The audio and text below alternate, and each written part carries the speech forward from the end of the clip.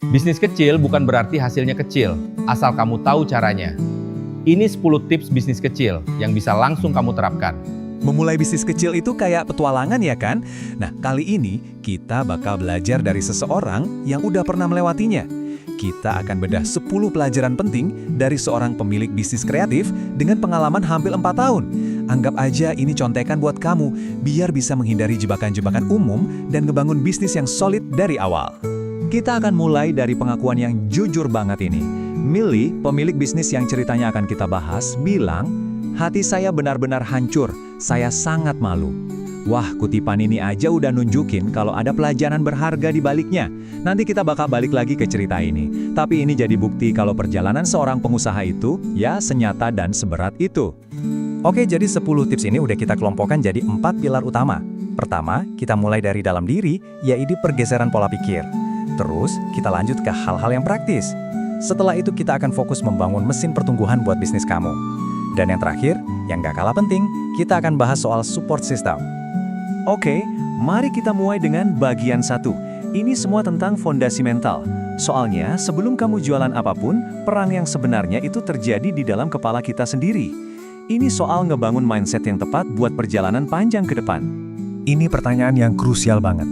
Tekanan harus berhasil, rasa ragu sama diri sendiri, sampai capek mental, itu semua nyata. Nah, 3 tips berikutnya, ini adalah solusi praktis buat ngatasin kecemasan-kecemasan yang biasa dialami para pengusaha. Tips pertama, ceritanya dengan kartu ucapan. Dulu, waktu Millie bikin kartunya sendiri, ada yang komplain cetakannya kusam. Oke, dia coba pakai vendor luar biar warnanya bagus, ada lagi yang bilang kartunya jadi terlalu tipis. Jadi intinya, kamu nggak akan pernah bisa bikin semua orang senang. Selama kamu sendiri bangga sama kualitas produkmu, jangan biarin 1-2 komentar negatif bikin kamu down. Nah, keinginan buat nyenengin semua orang itu bisa bikin capek banget. Millie ngalamin sendiri waktu dia buka pesanan potret hewan peliharaan. Permintaannya meledak, tapi ya waktunya nggak cukup. Akhirnya dia sadar, bilang nggak itu bukan berarti nolak orang, tapi justru melindungi waktu dan energi kamu. Menetapkan batasan itu kunci biar kamu nggak kehabisan bensin di tengah jalan. Tips ketiga, ini tentang kita mendefinisikan ulang apa sih arti sukses. Coba lihat perbandingan ini. Di pandangan lama, kita lihat ukuran sukses yang biasa, angka penjualan, laba. Tapi coba deh lihat pandangan baru, kebahagiaan, tujuan, komunitas. Sukses itu bukan cuma soal angka, tapi juga tentang seberapa happy kamu, apa kerjaanmu punya makna, dan apa kamu punya komunitas yang mendukung. Ini pergeseran dari sekedar nyari duit jadi membangun hidup yang kamu suka. Oke, mindsetnya udah siap. Sekarang kita masuk ke bagian 2, buku panduan praktisnya. Ini adalah langkah-langkah nyata buat ngebangun fondasi yang kokoh dan ngindarin kesalahan-kesalahan fatal di awal-awal. Di awal bisnis kan banyak banget yang harus dikerjain, sampai bingung mana yang harus diduluin.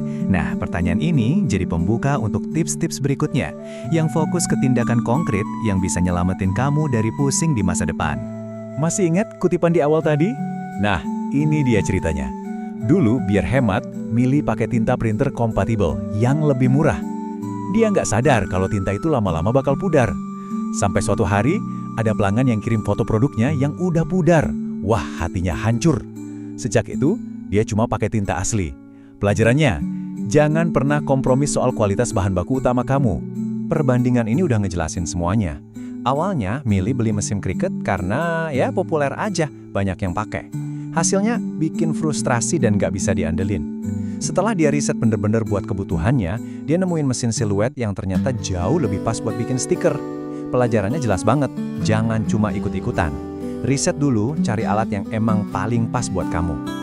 Tips ke-6, kita ngomongin soal duit. Ini krusial banget. Pertama, yang gak bisa ditawar, pisahin rekening pribadi sama rekening bisnis. Ini bakal nyelamatin kamu dari pusing 7 keliling nantinya. Terus, naik level dikit. Coba deh pakai bank bisnis modern yang punya fitur-fitur canggih. Misalnya otomatis misahin dana buat pajak. Jadi setiap ada pemasukan, sekian persen langsung diamankan buat bayar pajak. Stres pas musim pajak bisa berkurang jauh. Kalau fondasi praktisnya udah kuat, sekarang waktunya kita ngebangun mesin pertumbuhan di bagian 3. Fokusnya kita geser dari yang tadinya cuma bertahan hidup, jadi benar-benar berkembang, menciptakan stabilitas dan membuka peluang baru. Ini lompatan besar buat bisnis manapun. 3 tips berikutnya adalah strategi buat menciptakan momentum, bikin bisnis kamu lebih tangguh, dan ya, ngebuka pintu ke berbagai kesempatan baru. 6. Angka ini kelihatannya simple, tapi ini penting banget. Ini adalah jumlah sumber pendapatan yang udah dibangun Mili buat bisnisnya. Anggap aja ini jaring pengamannya dia. Dan ini dia keenam sumber pendapatannya. Ini tips ketujuh ya, diversifikasi. Punya banyak sumber pendapatan itu kayak punya banyak akar yang nopang bisnis kamu. Jadi ini jaring pengaman kalau lagi ada bulan-bulan sepi, atau kalau ada masalah tak terduga, misalnya akun Etsy kena suspend. Kalau satu aliran pendapatan lagi seret, yang lain bisa bantu bisnis tetap jalan. Ini kunci stabilitas finansial. Tips ke-8 mungkin agak mengejutkan. Buat Mili, YouTube itu bukan cuma soal duit. Ternyata ini jadi alat terkuatnya buat ngebangun komunitas. Lewat video, dia bisa nyambung secara personal sama pelanggannya. Dan ini juga yang bikin Patreon-nya tumbuh. Dan yang paling penting, bikin channel YouTube itu ngebantu dia nggak ngerasa sendirian. Kalau kamu pengusaha tunggal, pasti kenal banget kan sama perasaan kewalahan, punya daftar kerjaan yang panjangnya nggak ada habisnya. Mili nyebutnya daftar tugas konyol.